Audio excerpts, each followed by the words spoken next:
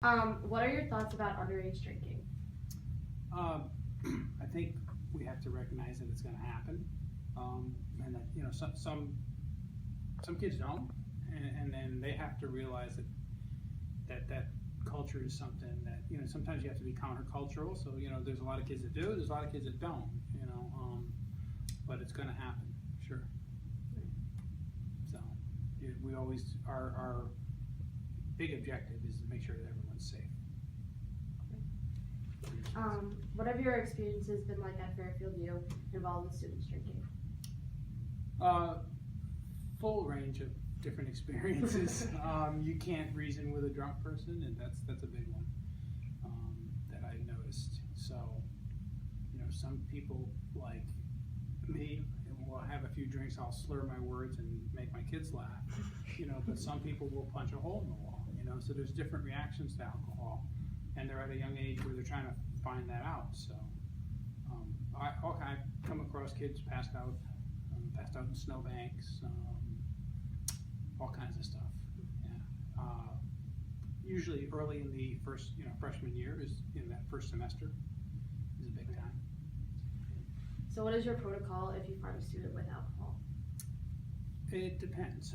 There is a little leeway, but usually we would have them like a small amount pour it out, and then their name would, I don't know if it would get documented, it would get included, but it wouldn't be written up per se. So and then if it was a larger amount, we might actually document and do a report for underage drinking, which goes up to the dean of students office. That's probably going to happen if you have hard liquor and a good amount. If you have 1 or 2 beers, probably just going to tell you to pour it out. Sometimes you won't even take your name. And a lot of it is how you interact with us too. Okay. So what about like transporting? Transporting, we're all EMTs, so it's more becomes a medical call, and we have to determine if you're alert and oriented. Do you know where you are? What the date is, who I am, stuff like that. So, and we have to also determine if you're on your way up, which means you're getting worse, or you're on your way down. So there's a lot of factors that fall into that, but when possible, we want to avoid transporting someone because it is an inconvenience. But we have to, there are some bad things medically that can happen if you're not alert and oriented. So that's what we have to, it's always about safety first. It's not about making anyone's life difficult or costing them money or anything like that. It's about you guys, students' well-being, bottom line. Yeah.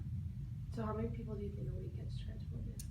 It's a tough call. At the beginning of the semester, I've been here, I remember one night, a year or two ago, we sent 7 out of one building in one night. Yeah, like on a Friday night. I would say early in the fall semester, it's probably 6 or 7 on a Friday or Saturday night. Okay. Yeah. And then, as time goes on, it gets down because people start to realize their limitations. And, it's for some kids, it's a new experience, being able to drink or being able to drink different things. They have access to more stuff here. So like any solutions on campus in general, do you think, to avoid that? I think, first of all, like I said earlier, you have to recognize that it's not for everyone, and it's okay to do other things. And I think we need to provide more things for kids to do.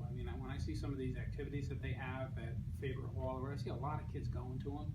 So I think sometimes kids on this campus don't have enough positive things to do on a Friday or Saturday night, so they kind of just feed into, well, let's do what everyone else is doing and go up there, So also, I think, people in townhouses that are legal drinking age have to be very careful, because now they're invaded by 40 or 50 kids. They might be freshmen in their housing, and just like a bar that was serving underage kids, so we may have to hold them more accountable. And then certainly if any kind of crime or an assault or something occurs, now you've got 18, 17-year-old kids in your residence that are being served alcohol. So it's, legally you can be held accountable for that. So like any advice for students being binge drinking or drinking in general? Yeah, what happens when you're, especially freshmen, so you'll have, I teach an FYE group, and I've told this to them, but you'll have a shot, first of all, a shot of vodka or whatever. It's, it's a red Solo cup. It's not a traditional shot, so who knows how much is in there. So you'll have one, and it'll taste like fire. Most of those hard liquors, and you'll go, you'll beat your chest a little bit and go, wow, but you feel the same afterwards. And you're like, oh, I could do another one. So then you do it again and again, and you feel great. You get hit by that alcohol tsunami 45 minutes later, and that's the problem. So if it made you feel, immediately the way it's going to make you feel, you'd stop. So the drinks pile up, because you don't know your limits. So you have 5 shots. And then 45 minutes later, I find you passed out in the hallway or in the bathroom or wherever we find you, all kinds of places. So, that's it. It's about learning your limits, but some people have to learn the hard way. Right. Yeah. As far as, once they do learn, we're realistic. We know kids are going to drink. But once they, you notice these massive transports don't happen to kids that are juniors and seniors, because they know their limits. It's about that, but we try through FYE and other things to get the message across how it can happen. It's a painful lesson to learn. There's nothing worse than when you're that intoxicated. I might speak from personal experience, but there's still nothing. There's no worse feeling. So when we, maybe through education we can avoid some of that. Definitely. Thank you so much. Oh, you're welcome.